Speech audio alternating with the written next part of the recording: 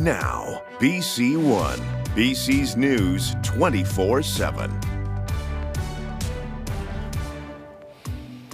Remembering Captain Jennifer Casey, a proud Nova Scotian, a storyteller, and a Canadian Forces snowbird. Captain Casey's final journey to her hometown of Halifax and her home province of Nova Scotia has now been completed. The Canadian Forces jet transporting her body landing at Halifax International Airport about 30 minutes ago. That plane departing from the Abbotsford Airport early this morning following a private farewell ceremony from Captain Casey's teammates with the Snowbirds. The Canadian Forces Snowbirds tweeting their thanks to the people of Kamloops and local First Nations communities for the love and support they've shown over the past week. Captain Casey, of course, was killed 1 week ago after one of the Snowbirds' jets encountered trouble and lost thrust moments after takeoff and crashed in a residential neighborhood in Kamloops. And this afternoon is all about remembering and honoring the service of the fallen Canadian Forces captain. Thank you for being with us for our special live coverage of the homecoming ceremony and the funeral procession for Captain Jennifer Casey that is now getting underway in Halifax. That Canadian Forces jet has landed, and we expect to see Governor General Julie Payette, among others, in attendance at the ceremony, as you can see on your screen there. That ceremony will be followed by a procession through the streets of Halifax, ultimately ending at a local funeral home. Now, as we take a look at this homecoming ceremony that's going on the screen right now, we want to bring in somebody for commentary and somebody who knows the Snowbirds and tragedy within the Canadian Forces all too well. Robert Scratch Mitchell, a former Snowbirds commander. Robert, thank you so much for being with us on this somber day as we watch that homecoming ceremony begin. Thank you, Sarah. Thank you for the invite to be part of this in a small way. Now, let's talk about that homecoming ceremony that we can see happening on our screen right now in the procession. What can Canadians expect to see in the coming hours? From what I understand, it will be starting this procession here at the airplane and departing the airport and traveling to Halifax. And again, from what I understand, they're going to take a very specific route, passing through some of the areas of Halifax that are key to celebrating Jen's life, passing by her home and the news station where she was a journalist herself. Yeah, no doubt going to be such an emotional day, not just for Canadians coast to coast to coast, but of course in Halifax, where we know Captain Casey grew up. That was her hometown, and all of her loved ones have said her heart was in Halifax. She was a proud Nova Scotian, and today she is returning. Now we can see everyone on the runway in those masks, almost an eerie sight, of course, amid the COVID-19 pandemic. And Captain Casey's family had previously asked bystanders attending in person to practice safe social distancing as her body makes its way in that procession through the streets of Halifax and by some very special places that were close to Captain Casey's heart, as you mentioned, Rob. How do you expect today's ceremony and procession to be different amid the global pandemic? Well, I do find it interesting that this, in many ways, Jen's story, her recent story, was about reaching out to Canadians as part of Op Inspiration. It really was one of the faces of this, and so I find it a stark reminder of the reality that Canadians are facing right now, and also a bit of a celebration that she was a ray of sunshine amidst all this COVID darkness.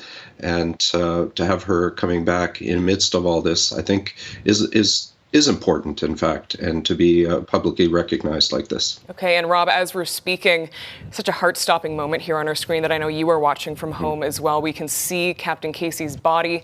The casket carrying it is being carried off that Canadian Forces jet that departed from Abbotsford International Airport this morning.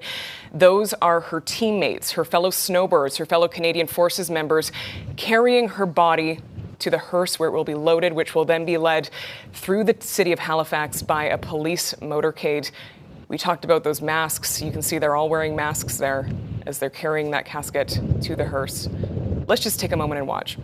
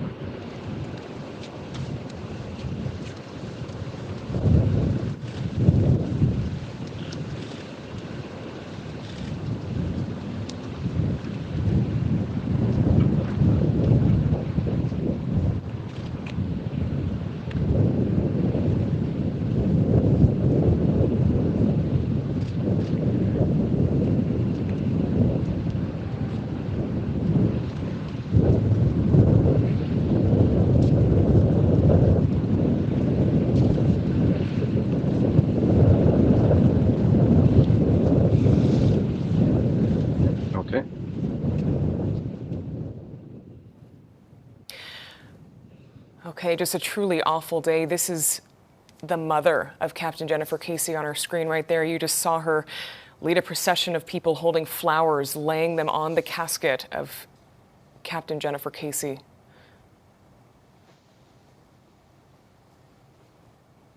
Yes, and the team right now, obviously, they're preparing to follow in the procession, but that's a very powerful moment for the members, the immediate members of that team, as they are,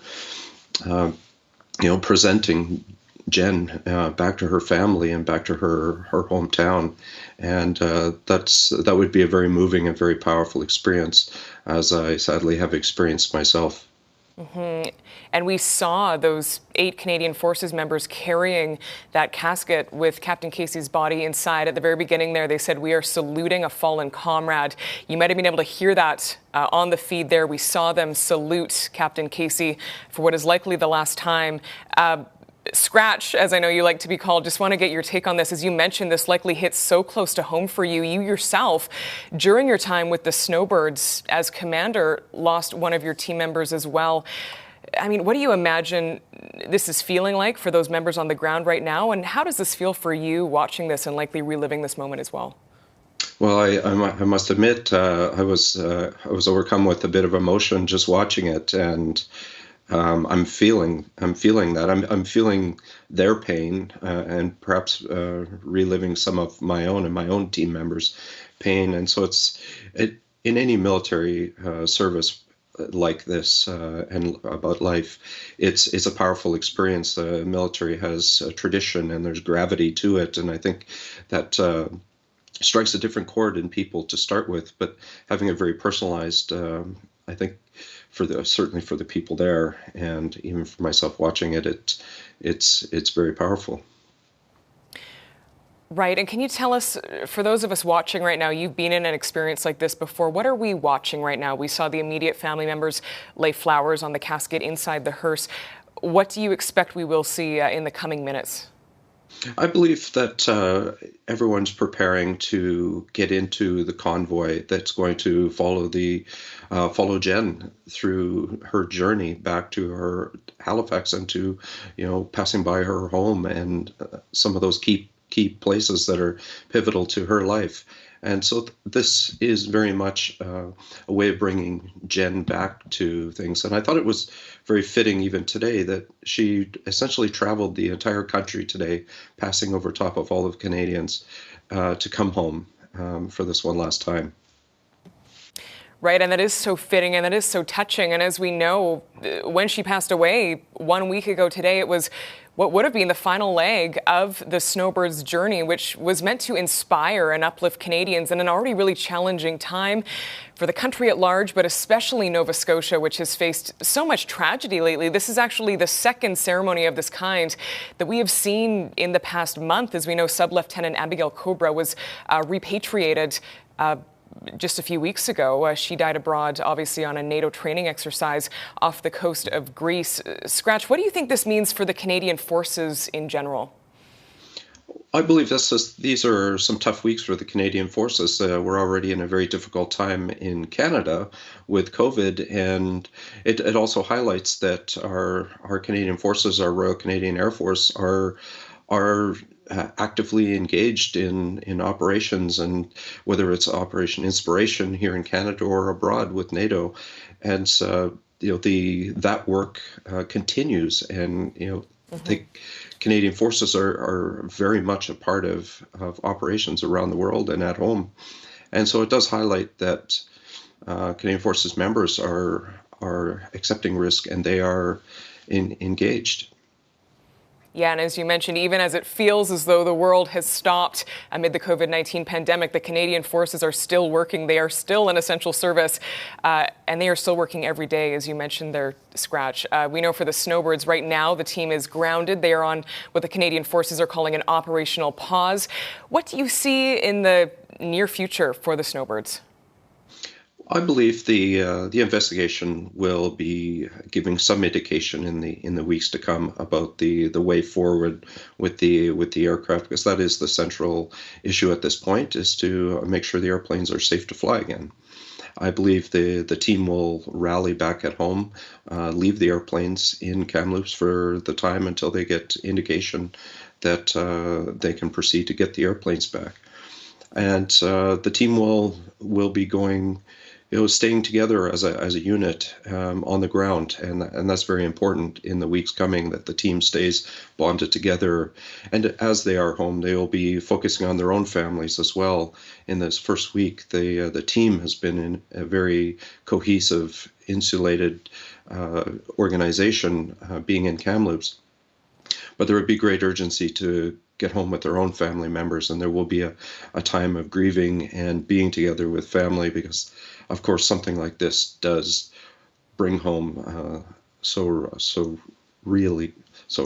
much reality the importance of family. Absolutely. Immediate family and the Canadian Forces family, which we mentioned earlier, has suffered so much tragedy in just the past few weeks. And as we're watching here on the screen, it appears as though the hearse carrying the casket of Captain Jennifer Casey is preparing to embark on that procession. There once again is her mother. And that is one of the things that I remember so well, is the mother. And my case with Sean, meeting his mother, it was such a touching and powerful experience for me, and wanting to do right by her. And right now the team is doing just that. They're trying to make everything right for the family, because this really is about Jenn coming home to her family for one last time, and the focus will be on that. Right, and we can see Defence Minister Harjit Sajjan is there as well, towards the left hand of your screen. He's standing beside the woman in the red dress right there as we watch what appears to be immediate family members leave the tarmac, and we understand that hearse is about to leave, and it will be part of a procession, obviously carrying Captain Jennifer Casey's body through the streets of Halifax, the north end of Halifax, where Captain Casey grew up. It's going to visit some really special places to Captain Casey and her family. No doubt we expect to see a lot of people in and around Halifax coming to the streets to pay their respects, to honor the service of Captain Casey, and to honor the service of somebody that a lot of them likely knew as a friend, as a former Nova Scotian. We have people in this newsroom who knew Jennifer Casey as a friend when she was a journalist. We know that she started her career in communications as a journalist, working in Nova Scotia and then in Ontario, and then ultimately her passion led her into her role as public affairs officer for the Canadian Forces Snowbirds at just 35 years old. Let's just take a look at what's going on here.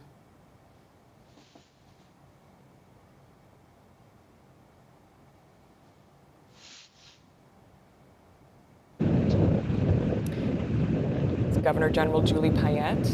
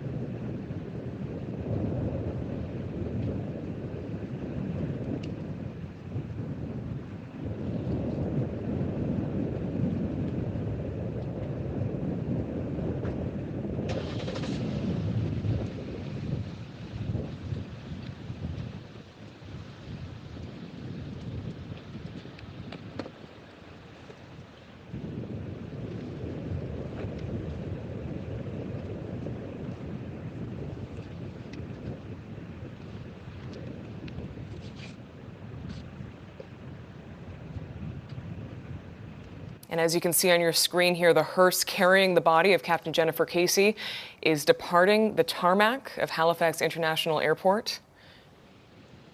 Such an emotional moment, not only for the people who are there witnessing it, the people that have laid flowers on the casket, but for all Canadians watching this right now. Such a powerful moment.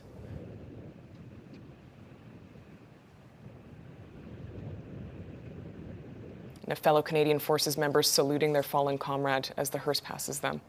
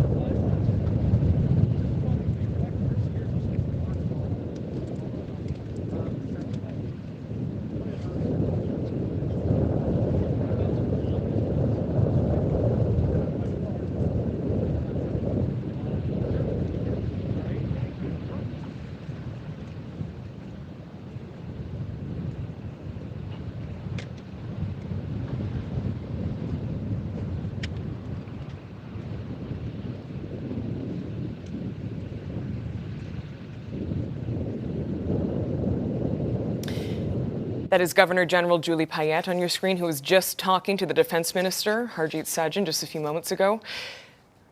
Once again, you can see everybody is doing their best to physically distance. This challenging time compounded by the COVID-19 pandemic. Everybody is wearing those face masks. And we just saw the hearse leaving the Halifax International Airport. It was led by a police motorcade. We want to bring back in Rob Scratch Mitchell right now, who's been kind enough to join us for this hour on BC One. He's a former Snowbirds commander himself. Scratch, we're all watching what's going on here. Once again, your thoughts and feelings just on what's happening today. Well, clearly it was such a moving and powerful moment, those final salutes, and that's the military obviously has a long tradition of saluting, and there's a protocol for saluting day to day amongst the ranks, and salutes like these are some of the most powerful and memorable salutes that a Canadian Forces member can give in unfortunate and devastating circumstances where there's loss of life. And I certainly remember that salute to Sean's mother in my case, and that feeling of that this is a salute that I will remember for the rest of my life, because it's the epitome of everything as a military member you could give as respect. In that moment is just a very powerful salute. And so I was watching the salutes and wondering what was going through their minds as the team members were saluting at that moment, and how pivotal those salutes were. And we understand the Snowbirds, as you can likely relate to, Scratch, had a private ceremony early this morning at Abbotsford International Airport as they loaded that casket into that plane that we can see on our screen right now that ultimately carried Captain Casey's body to Atlantic Canada. We understand that the Snowbirds and their teammate, Captain Casey, were incredibly close. You can likely relate to that yourself. Can you talk to us about just the relationship among Snowbirds and how tight-knit they are as a team? It's one of the most tight-knit organizations that I've ever seen in my life, if not the tightest. And it's the Snowbirds, as some people might understand, the travel almost 6 months of the year together, and you form those really, really close relationships. It's almost, and we say the Snowbird family, but it really does epitomize that close bond to the point where you know the informal aspects of each other's lives. You know how they eat. You know, you can look at a menu in a restaurant when you sit down as a group, and you know exactly which each person on the table is going to order, just because you're so close, and that bond is inexorable while you're traveling together. And those friendships, they last for life. It's a very unique organization that way when you are flying with one another like that, and the level of trust being in an organization like this, when you're actually flying as close to 4 feet from one another and you're entrusting your lives to each other, that adds an extra gravity to the relationships amongst the team members, and I think that strengthens that bond even more. I guess you could say. And we know that the Snowbirds pilots are obviously the best in their trade in the country. As you mentioned, they're flying in such close quarters with each other. Every flight, every performance carries its own risks. And we know that Captain Casey was not a pilot herself. She was the public affairs officer for the Snowbirds. Can you give us an idea of what her day-to-day might have been like? And I'm sure in her role as communications manager, she was exceptionally close with a lot of the Snowbirds. Yes, well, foremost, she flew in the jets from show site to show site with the team, and so she was very much a part of the operation, the flying operation, and she would have gone under rigorous training to be in those airplanes. So very much she is part of the air crew, as we would say, in that case. So very much part of that. And in her role specifically, she had that really important role of being the first contact with the public and the media. She would land in there were two jets of the coordinator jets that would precede the main 9-plane formation, and they would land at the show sites a few hours ahead of the rest of the team, and they would set up for the arrival of the 9-plane show team. And she would be that first person that the organizers would meet and the media would meet and get the ball rolling about what the day's events are going to be. So in many ways, she was the face of the Snowbirds. And as we've come to learn, and as I personally have witnessed, one of the most exceptional public affairs officers that the team has seen, because the public loved her, the airshow industry loved her, and the team loved her. Yeah, and that is all we have heard for the past week from people that knew Captain Casey, is exactly how you said, remembering her as a remarkable woman who was just so successful at her young age of 35, who was so well-rounded and was so well-loved by everybody. We had a colleague here who described her as so warm, and anytime you met Captain Casey, you'd have such a warm reception. He said, no doubt a lot of people in Halifax and a lot of people that are likely to be watching this procession today from the ground will have received one of those warm receptions from Captain Casey over the past few decades and during her time in Halifax. We know from her friends and her family that Captain Casey was bitten by the aviation bug of sorts, that she was, first a journalist and then she switched to the Canadian Forces, and she told friends and family that she just loved flying. She just loved the Snowbirds, something that you can likely relate to, Scratch. Just tell us about that passion for flying, and this no doubt was a vocation for Captain Casey, not just a job. Well, that's right. And not only was she the public affairs officer for the Snowbirds, she was a public affairs officer for the CF-18 airshow team prior to the Snowbirds. So she's been a very close member of the airshow community for a number of years now. And she was, as you say, bitten by the aviation bug. She, like a lot of us, I have an expression. I say there are pilots and there are aviators, and the pilots just fly airplanes, but the aviators are the people that not just fly airplanes, but they're consumed by aviation, and aviation is inexorably part of their body and their soul. And from what I can tell and what we know of Jenn, she had that bug, and I think that's what is so wonderful about this story, is that she got to fulfill a dream, an obvious dream, to be part of aviation and be part of something absolutely magical like the Snowbirds. As a journalist looking up at the Snowbirds, wondering to becoming such a big part of it. Such a big part of it, as today is a testament to. We're going to head to a quick break. Rob Scratch Mitchell, former Snowbirds commander, thank you so much for giving us your time this hour. You will stay with us through the next few minutes of the show, at least. You'll be with us after the break, so thank you so much. We'll be back with live coverage of the funeral procession for Captain Jennifer Casey just after a few minutes. Stay with us.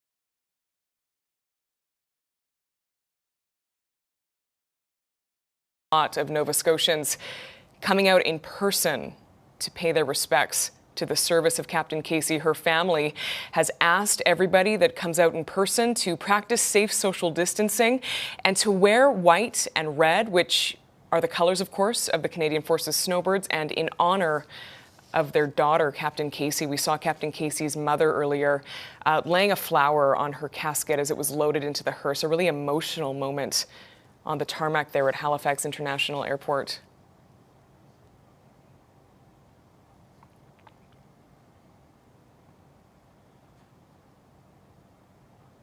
Here at Global News, one of our team members had a personal connection with the woman most of us know as Captain Jennifer Casey. But to Nick Logan, one of our producers at Global National, she was simply known as Jenn. Last Sunday was a difficult day for so many of Captain Casey's loved ones, including Nick, who was working in our newsroom as news of the Snowbirds jet crash in Kamloops first broke. Nick joins us now from the newsroom to share more about his friend Jenn with our viewers. Nick, thanks for being with us, and we are so sorry for your loss. Thanks so much, Sarah. It is an honor to be here to speak about Jenn. She was a good friend, someone I cared for greatly. She's a wonderful and kind person, a talented journalist, someone who loved her job with the Snowbirds, and I know that she's made a lasting impression on people right across this country, whether they knew her or not. Such an amazing person and Canadian by all accounts, and Captain Casey's family has said her journey took her to many places, but her heart was always at home in Halifax. And Nick, we know that's where you met her. Tell us about Captain Casey's love for Atlantic Canada and especially her hometown. I mean, Jenn, Halifax never had a better ambassador than Jenn Casey. She was as Halifax as Donairs and good beer, which are two things I know that she liked quite a bit. If you moved to Halifax, if you went to school in Halifax and you met Jenn Casey, be it at a party or in a class, you were immediately drawn to her, and she was so welcoming. And as you got to know her, you would see Halifax through her eyes. She had the lay of the land. She knew where to have fun in the city, and there was never a dull moment with Jenn. But it's her home, and I know this is hitting Halifax particularly hard. The procession takes her through Halifax's north end. If you haven't been to Halifax, you may know it because it was the scene of the Halifax explosion over 100 years ago. It's a very historic neighborhood, but it's rich with culture, great restaurants, pubs, but it's also where Jenn called home when she was in Halifax. It's where she worked at the radio station. And I associate the North End with Jenn, and I know so many other people do as well. And I know it's going to be hard for people to get over that now that she's gone. I just can't imagine going to that neighborhood and not seeing Jenn's smiling face somewhere, provided we were both back in the city. We both moved away from there several years ago, but her family's right. That's where her heart was. Mm-hmm. And Nick, you talked about that warm reception that anyone who met Captain Casey would receive. Tell us more about how you two met and your friendship. So we went to journalism school together at the University of King's College. We were in a one-year program. It started in 2008. I remember meeting Jenn the very first day outside on a break. We were all sitting around. As I said, you were just drawn to Jenn. And she has the most stunning smile and the most infectious laugh, and a biting sense of humor that everyone falls in love with.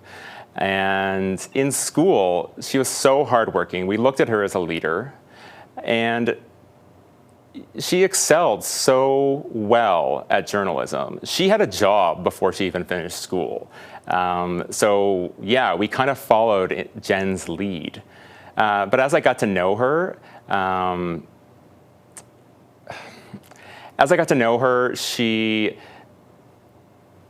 we just developed this bond that lasted, even though we had drifted apart over years. We lived on opposite sides of the country. We didn't see each other as often as I would have liked. But that bond stood the test of time. And that's the kind of person Jenn is. She cares greatly for her friends. She values her friendships like no other person does, in my mind at least. And she was so encouraging. I was looking through old messages last night, and I found stuff dating back to when I got my job at Global out in Halifax. And she was one of the first people to message me when I move there and say, you know, let's go for a drink this weekend. And that's how our friendship has lasted. When Jenn joined the military and then eventually the Snowbirds and began traveling all over the place, I'd follow her journeys on Facebook, but it was these surprise messages that I would get from Jenn. I'd be here at work and I would get a message saying, I'm downtown, here's where I think I am, come find me, let's meet up, let's have a pint. And then just all sorts of fun and adventure would ensue from there. And Nick, you've mentioned before that Captain Casey would sometimes text you while you were in the control room with Global National. Walk us through last Sunday. You as a journalist, what was that like being in the newsroom as this story broke, as both a journalist covering the story and a friend to Captain Casey? It's never something you want to do. You don't want to report on the loss of a friend, and especially in such a tragic circumstance. As I said, I would sometimes expect to hear from her when she was coming through BC. And it would be out of the blue. And I knew the Snowbirds were obviously traveling across the country. I knew that they were in Kamloops. I didn't necessarily have an expectation that she was going to message me to meet up, especially given the restrictions that have been in place because of COVID-19. But it would have been a nice surprise. So I just kind of rolled with it, thinking I might hear from her if she passed through. But then we heard the news of the crash, and I remember just turning around when someone called out that there had been a crash in Kamloops, and just thinking, okay, Jenn's obviously there. I want to find out, that she's okay and that all of her crew are okay. I messaged her after a few minutes and just said, hey, this is what I've heard. Can you let me know that you're okay? And then we heard the first tidbits kind of coming out that the pilot had ejected safely. So I wrote her again saying, okay, I heard that the pilot ejected safely. I hope you and everyone around you are safe and sound. When you send one of those messages, you fear that you know how this is going to end. And that kind of became clearer as the clock ticked. We started hearing more indications. There was a second person in the plane. Well, I spent time with Jenn and some of the Snowbirds last summer when they were here, and I knew that she flew in the planes. She was a part of the advance team. She went ahead to set things up for them. If there had been a show on, she likely would have been on the ground calling it. But I don't think there were too many other people that usually flew in the planes. So that was my first indication. And then slowly, they got confirmed that it was Jenn. And you kind of just go into almost like a robotic mode because you want to make sure that you are covering everything accurately, especially when it's somebody you care about. You want to pay them tribute as best you can. And in a breaking news situation, we're waiting for official confirmation because you don't want someone close to her, like her family members, her relatives, her best friends, to find out publicly. You want them to have the time to hear and process. So knowing full well what had happened, I really wanted to message our friends from school. But you just wait and you do your job. And you get through it. And you process later when you can. But I knew that Jenn would do the same if the tables were turned. Like I said, she was a dedicated journalist. And yeah, I hoped that she would have written back and that everything was okay. But I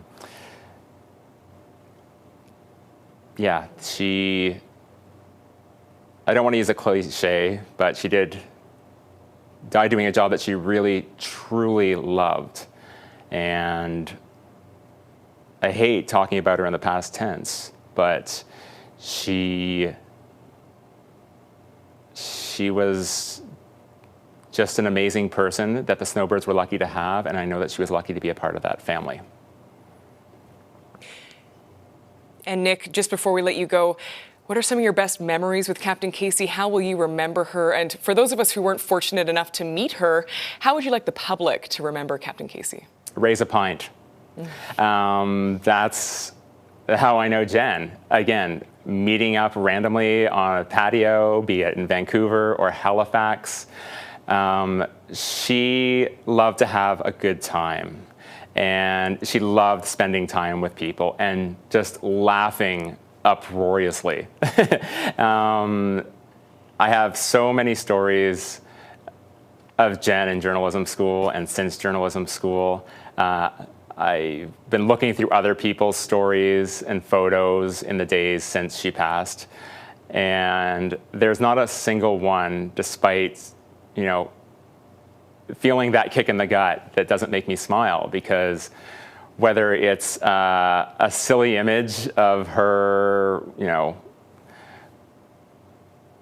wearing a crazy, gigantic horse mask on Canada Day, which is one of my favorite photos anyone's ever taken of Jenn, or just smiling with that beaming smile. She brought joy to me. She brought joy to so many people, and it's awful that we don't get to experience that anymore.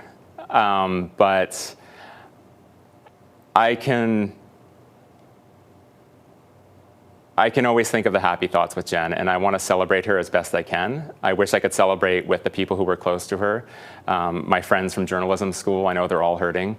But the way I'm going to pay tribute is the first chance I get to safely go spend some time on a patio with a pint. I'm going to do that.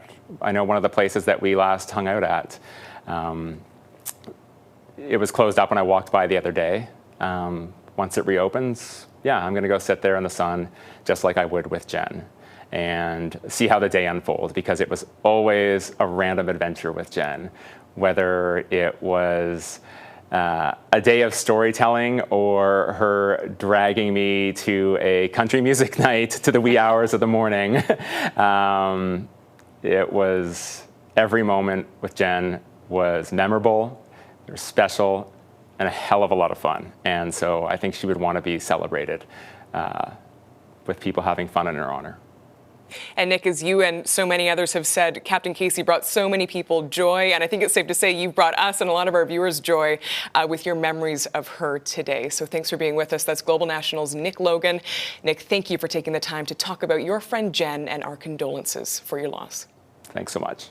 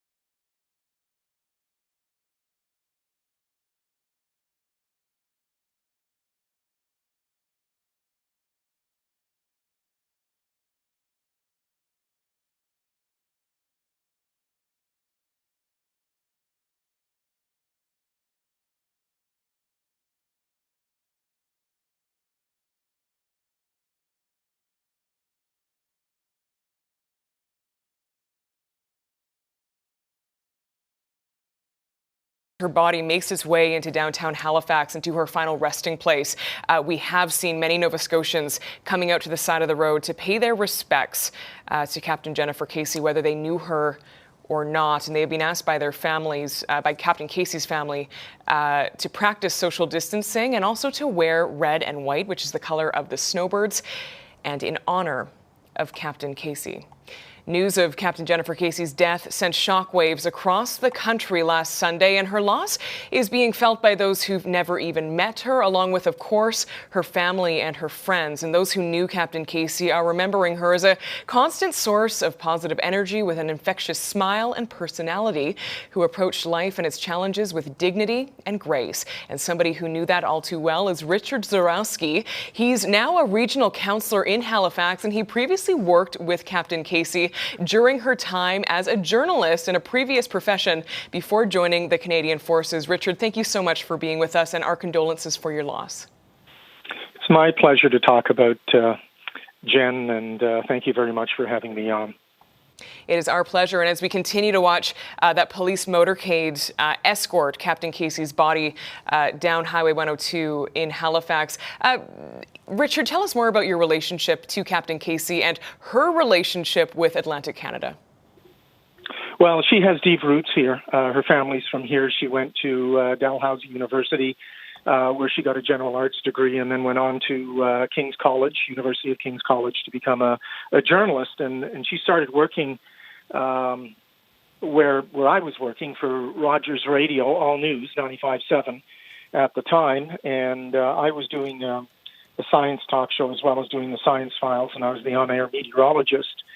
And so I worked with her many times through the week.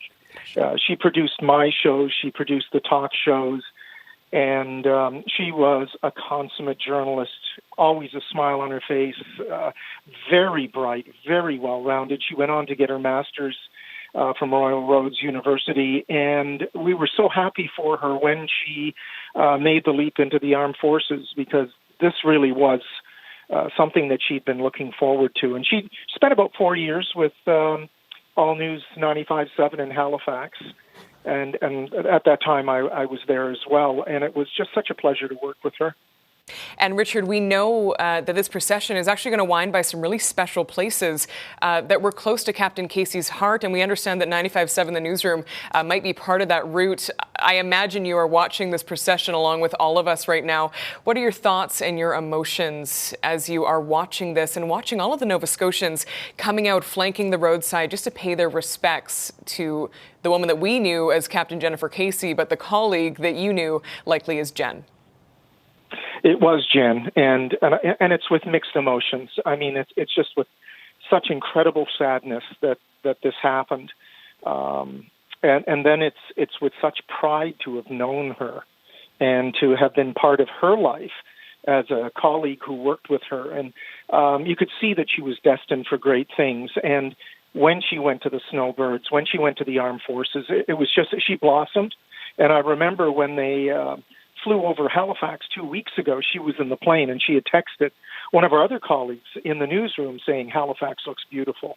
And you knew she was flying over. We actually sat at home and watched her fly over Halifax at that time before she went to Kamloops, where the tragedy occurred. So it is such mixed emotions to think about her coming home like this. There's pride, but there's just enormous sorrow as well. And no doubt for so many Nova Scotians, I imagine, Richard, that you've heard from so many people in Halifax that have stories from knowing Captain Casey or from meeting Captain Casey. What's the mood and the feeling in Halifax? Of course, Nova Scotia has suffered so many blows over the past few weeks, and this is just the latest one. This is the latest one, and we had our council meetings for Halifax this week. We're trying to deal with the budgetary crisis and the COVID crisis, and there wasn't a single councillor who had not been in touch with Captain Casey, with Jen, at some point or other in their careers and her career, because she worked at 95.7. She had dealt extensively with councillors, and everyone knew her and loved her. She was such an even-handed journalist and producer. So we spent a lot of time working together. And really, Nova Scotia is a small community. Mm-hmm. It is one degree of separation. Everybody knows everybody, and we share in the success of Nova Scotians who move on. And Richard, in your role now as regional councillor, I imagine, and as you referenced there, a really tough time for Nova Scotians. We had, the country's worst mass shooting. We had the death of another Canadian Forces member, 6 other Canadian Forces members. Sub-Lieutenant Abigail Cobra's body brought home to Halifax, repatriated in a very similar ceremony that we're seeing here right now just a few weeks ago. What are you hearing from members of the public that you're serving and you're helping? Well, everyone is sad, and when a bright light like this gets extinguished, for whatever the reasons are, we share in the sadness. And during the mass shootings, we lost Heidi Stevenson, an RCMP officer, and we're now the recipient. We've got bushfires happening in and around HRM. And this is a year that many people would like to forget. It's not only COVID, it's all the enormous tragedy, the talented women that we have lost in the armed forces and in our police forces, the RCMP. It's an enormous burden as we try to struggle with the greater things that are happening, the COVID crisis, the climate crisis, and just keeping things together as we try to deal with all these issues. And Richard, as you just said, and you summed up there very well, we've heard from so many people that 2020 has been such a challenging year, just with so many factors at play here, especially the global pandemic. But when it comes to Canada, especially so in Nova Scotia, and you just mentioned that the losses that the province has faced in the past few weeks alone. Before we let you go here, I just want to know, how will you remember your friend Jenn and your former colleague, and how would you like the public to remember Captain Casey? She played a role in just about everything. She was the glue that binds everything together, and she embodied everything that is good in a colleague, in a friend, in an associate, and someone who you watched work. She was just a breath of fresh air, and I guess that's how I'll always remember her. She was beautiful inside and out. And she is uniting the country today, even in death, as we can see here. Richard Zarowski, a friend and former colleague of Captain Jennifer Casey. Richard, thank you for your time. Thank you for joining us, and our condolences for the loss of your friend. Thank you so much for remembering Jenn.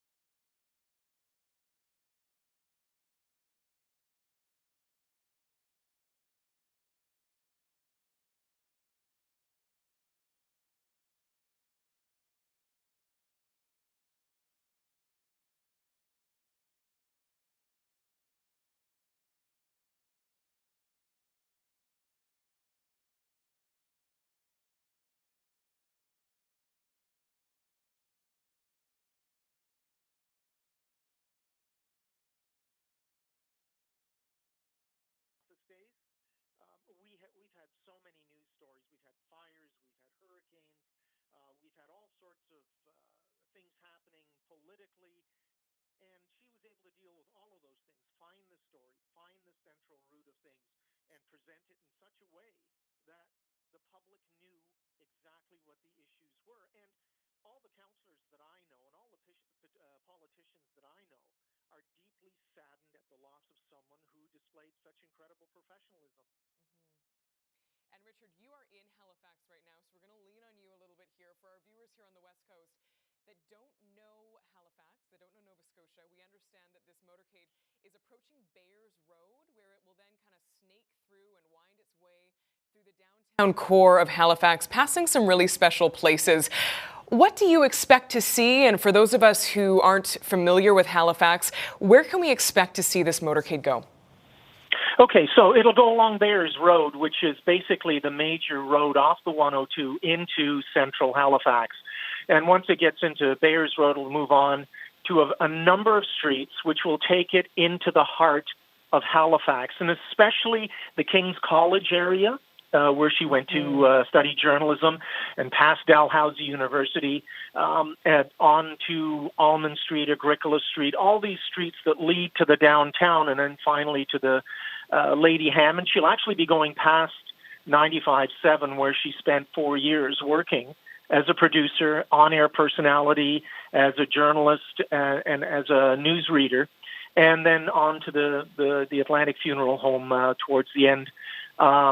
So she'll be going through all the routes that she had lived in, that she had participated in, and the people that she had met will be along the roads, lining the roads and paying their respects to her.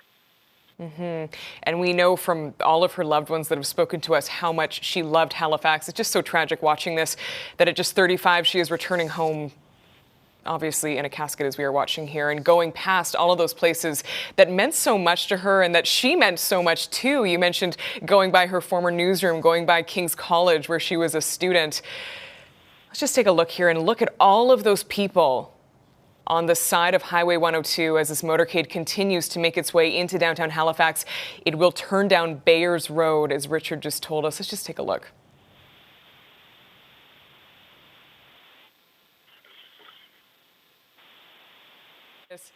I imagine you have so many mixed emotions. We had a previous guest saying it's so somber, but it's also celebratory in some ways. Seeing this huge community reaction and all of these people coming out to celebrate the life of Jennifer Casey. How do you feel watching this, and what's the mood in Halifax right now?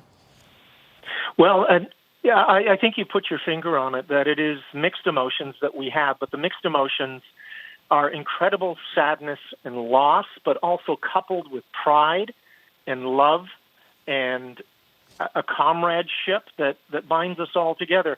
Maritimers are a close-knit group. I've been here now for close to 35 years. When I came here in the late 80s, it was an even smaller community, but in the media, it is so close-knit. It's sort of a community within a community. So you have the journalism school, and we turn out journalists. We have a news department that we work in. We've got the CTV, the Global, the CBC affiliates. And so you get to know everyone.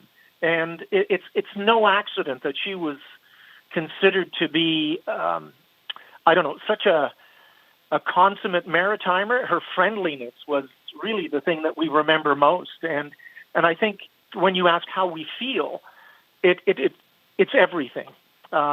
Sadness to happiness at having known her. My life would have been less had I not known Jenn. That's the type of person she was. She just added things to it that you wouldn't have come to expect to find in a colleague. And among Canadians at large, not just Nova Scotians, at the woman that Captain Jennifer Casey was at just 35 years old and all she had accomplished before her death last Sunday. Richard, I want to talk to you as a regional councillor about just the tragedy that Nova Scotians have faced in the past few weeks. We had the country's worst mass shooting a few weeks ago in Portapique, as we know, and then we also have had several Canadian forces and service members killed in the line of duty that hail from Nova Scotia. How is the province holding up, and how are Nova Scotians doing? Well, it just seems to be a year you want to forget. 2020 has not been kind to us. And of course, we've lost Abigail, and we've lost Jenn, and we've lost Corporal Stevenson from the RCMP, and of course we had the mass shooting. And it just seems to be one thing after another. In my years in Halifax, I can't remember this type of lead into a year. And, covering it all is what led to Jenn's death was the COVID crisis. Of course, the Snowbirds were going across Canada to bring people together, both because of the great tragedy that happened with the mass shooting, but also the fact that we're in the middle of a COVID crisis, that cities are suffering. Like one of the things that we're doing here in HRM is trying to reconcile the budget. How are we going to be able to thread that needle? And the Snowbirds were a visceral part in bringing us together. And they actually flew over my house. Jenn was in a plane flying over my house 2 weeks ago. And my mother and my wife and I sat outside and watched her fly over, and she tweeted a text to 95.7 saying, "I can see you down there. I'm home." And it's really hard to express how difficult it is. And at the same time, we all pull together, and we're better for it, and she made it a better place for us. So, we're feeling the sorrow, but we're also feeling the love. And no doubt she'd be so heartened by what we're seeing here today, of course. Such a key player in Operation Inspiration, which you referenced there, Richard. And you mentioned Abigail. We want to just make sure our viewers know that Sub-Lieutenant Abigail Cobra, who was a Canadian Forces member who was killed in a helicopter crash along with 5 other Canadian Forces members in a NATO training exercise off the coast of Greece. Earlier this month, her body was repatriated home to the Halifax International Airport in a ceremony much like we watched happen today with Captain Jennifer Casey. At around 12:30 this afternoon. So Nova Scotia, no doubt, as you mentioned, Richard, has been no stranger to tragedy and mourning and grief in the recent weeks. And as we get closer into downtown Halifax right now, just take a look at all of these cars that have stopped on the side of Highway 102 to pay their respects. A lot of people there in red and white, as Captain Casey's family would have asked. Canadian flag flying there. And Sarah, I might add that this is a military town, and we have had such close ties with the Canadian military, the Navy, the Air Force. Shearwater was a plane base here for the longest time. And it's just a natural extension to feel akin to the Canadian Armed Forces, especially the Snowbirds and the Navy. So when we lose one, we feel a lot. We know that person viscerally. And it's no different than it was with Abigail, and the same thing with the RCMP with Constable Heidi Stevenson. Yeah. Can you talk about that loss as well? Obviously, that mass shooting shook the entire country. And again, as we're living under a global pandemic, and then, of course, we experienced the country's worst mass shooting in a very remote part of Nova Scotia in the town of Portapique. And, of course, Constable Heidi Stevenson was lost in that shooting as well. Can you how did that impact Halifax and surrounding areas as well? Well, I can speak from a personal level. I actually had met Heidi a number of times in my functioning as a city councillor. And even though I wasn't close with her, you still form a relationship. She was in the PR department at the time and was briefing councillors as to, the role that the RCMP had within the policing of the Greater Halifax Regional Municipality District. And I wasn't as close to her as I was to Jenn. However, I was just one degree of separation away, and a number of councillors who were on the police commission had met with Heidi so many times and had liaised with her. So it just seemed to be, we've lost so many wonderful women. And with Abigail, I have a friend in the military who is a helicopter pilot, and he knew her very well. And this degree of separation is very, very small here. So, yes, we've been feeling it, and to lose these fine women is just unprecedented. And I want to correct myself there. I said Constable Heidi Stevenson. It's Corporal Heidi Stevenson. I want to make sure I get her title right. As you mentioned there, Richard, Corporal Heidi Stevenson, Sub-Lieutenant Abigail Cobra, and Captain Jennifer Casey, all remarkable public servants lost over the course of a month, and all of them Nova Scotians. You talked about the tragedy there. Let's just watch as this motorcade leads its way into downtown Halifax. Look at all of these people flanking the side of the road. A lot of them in red and white. No doubt, not a lot of dry eyes, I would imagine, in Halifax right now. Not a lot of dry eyes from people watching this right now. Just a remarkable scene. This is Bayers Road that we are seeing this motorcade go down right now as it winds its way into downtown Halifax. It's going to go by some very special places, as you mentioned, Richard, some special places to Captain Jennifer Casey and some really special places to her family as well. No doubt so many of these people. Richard, you mentioned that 1 degree of separation among Nova Scotians and in Halifax. No doubt so many of these people flanking the side of the road here either knew Captain Jennifer Casey or knew somebody who knew her or had heard one of the many wonderful stories that we have heard about Captain Jennifer Casey in the past week since her death in Kamloops, BC. Just that she was a wonderful young woman with an infectious smile, an infectious personality. We had our own global national producer, Nick Logan, talk about the warm reception that anyone who met Jen, anyone who met Captain Casey would receive upon meeting her. Richard, I'm sure that's something that you can relate to as well.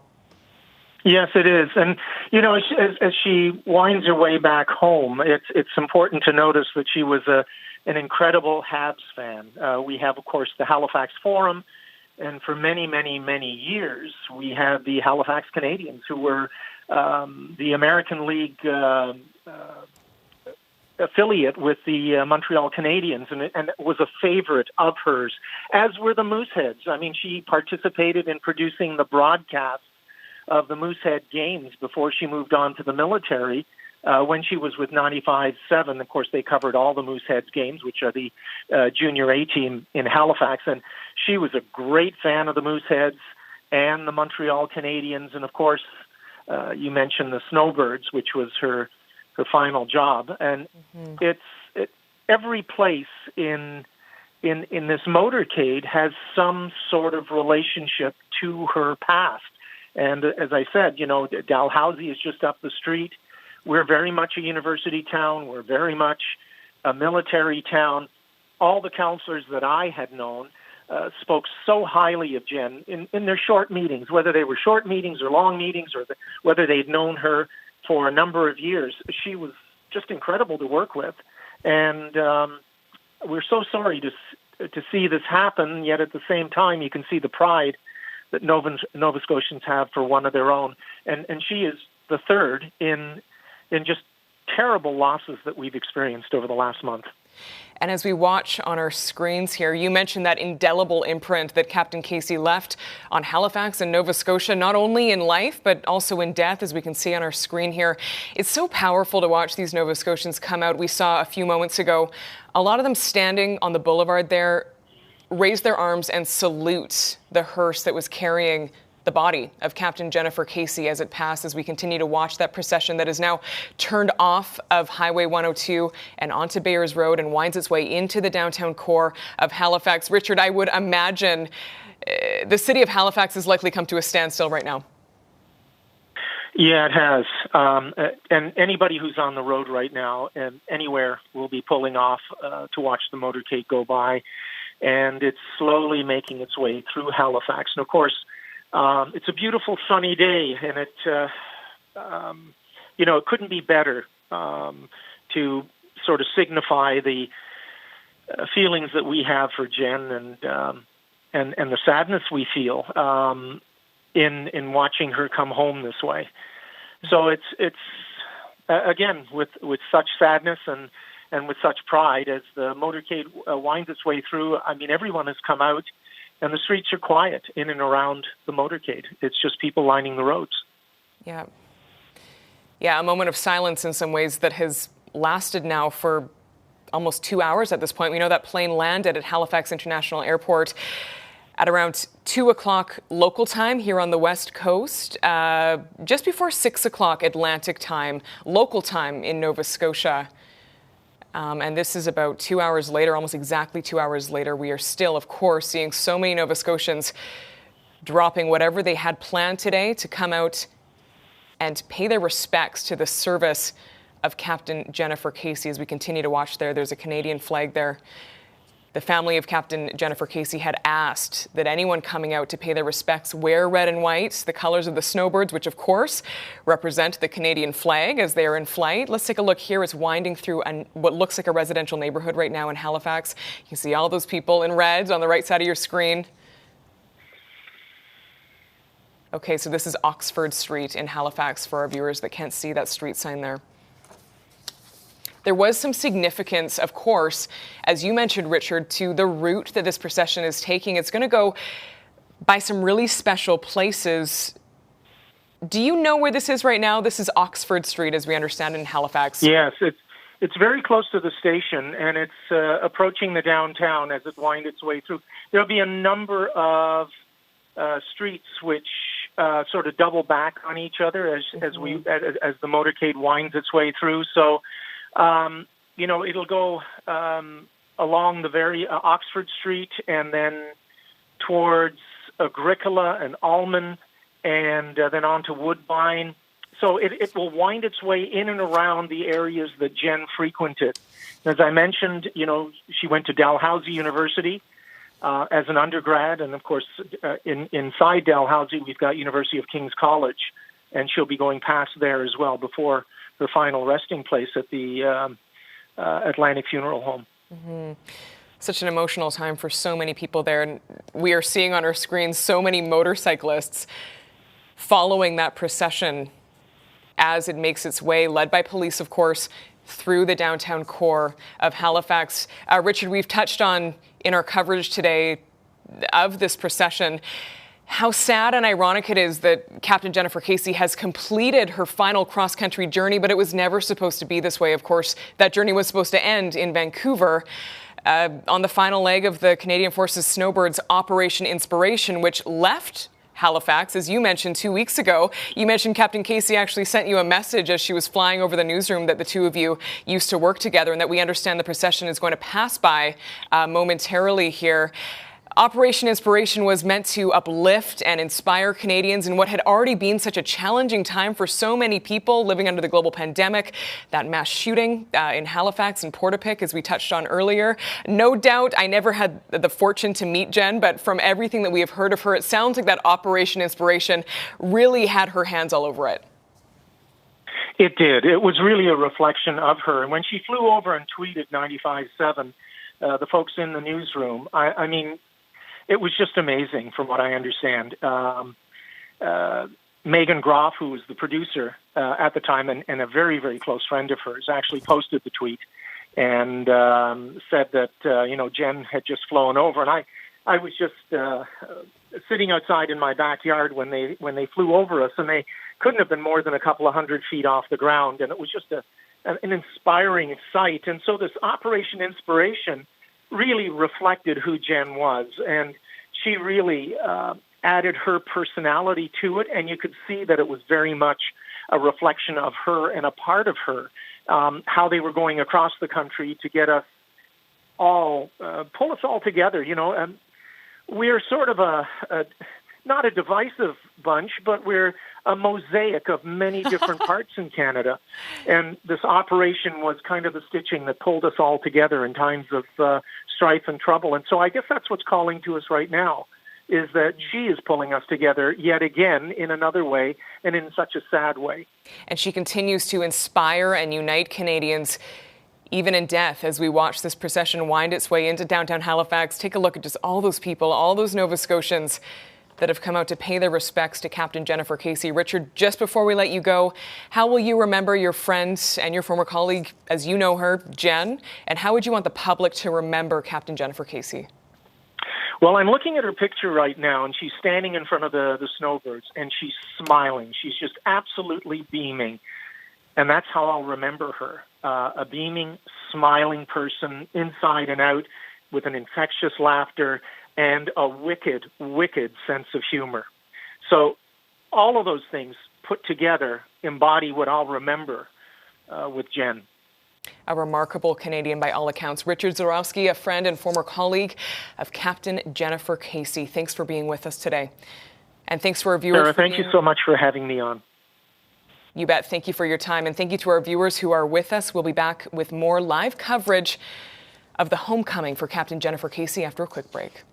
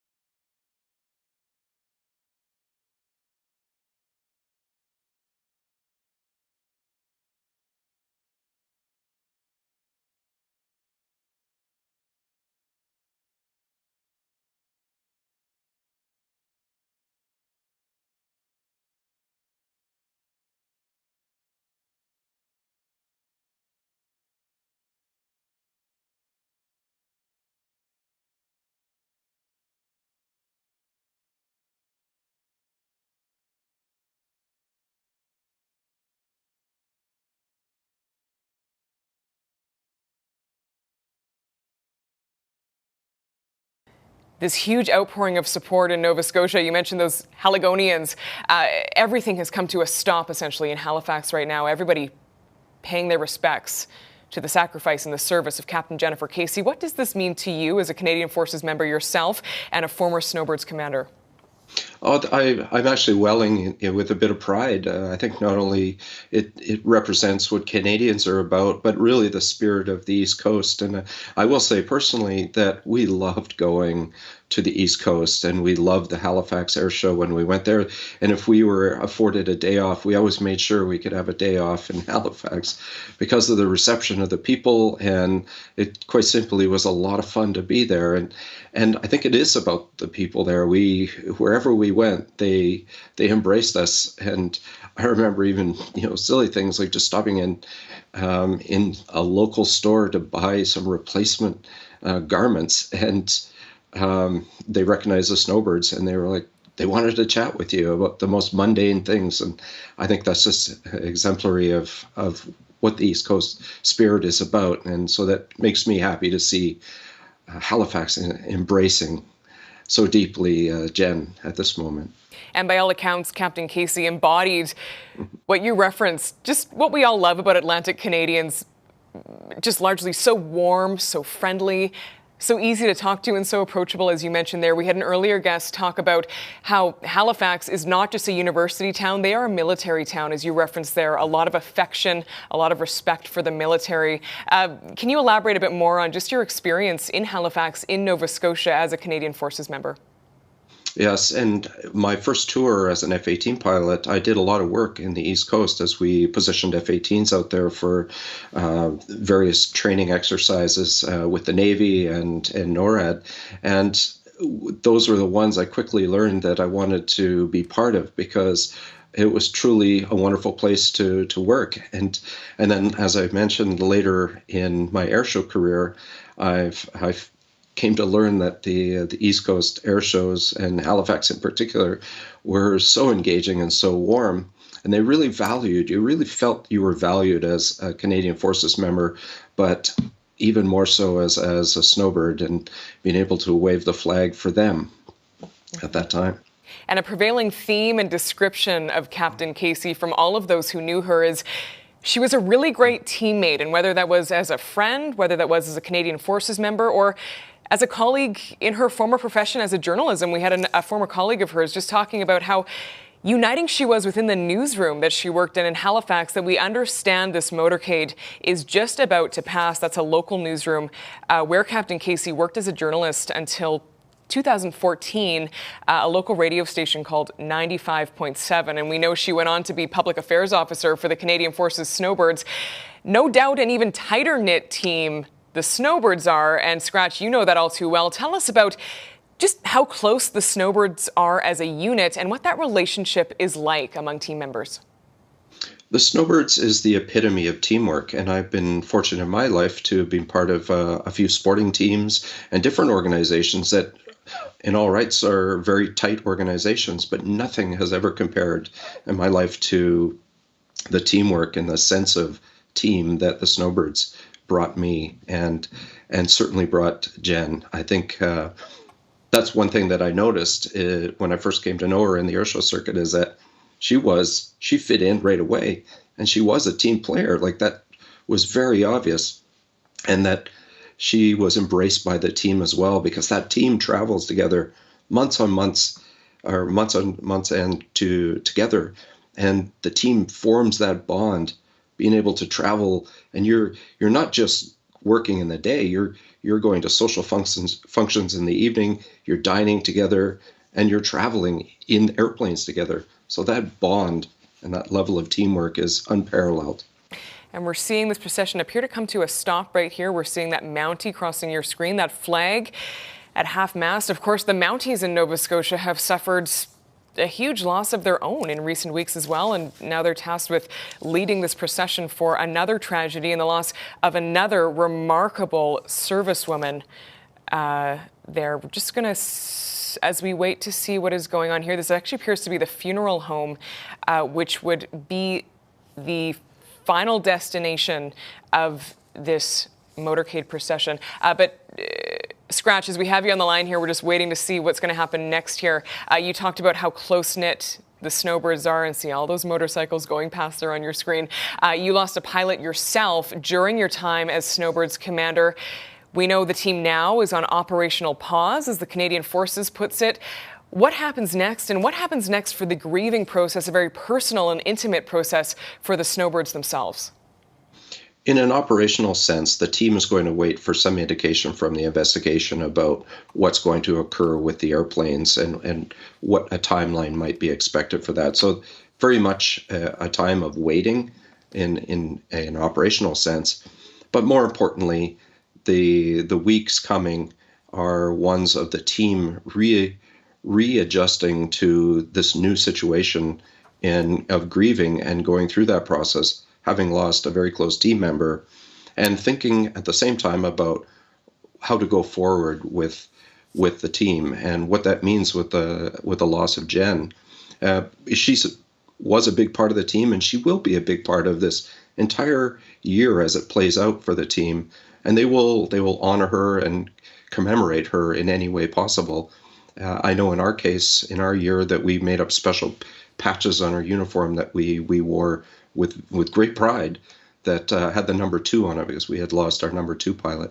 Mm-hmm. And that became a very, yeah. Oh, sorry to interrupt you there, Scratch. We know, just on your point there, this was going to be such a momentous year for the Canadian Forces Snowbirds, and I'm looking forward to get your take on this in just a few moments. We're just going to go to a quick break right now as we continue to watch that procession and the motorcyclists behind it continue to pass what appears to be the funeral home in downtown Halifax, where that motorcade is ending. Stay with us. We're back in just a few moments.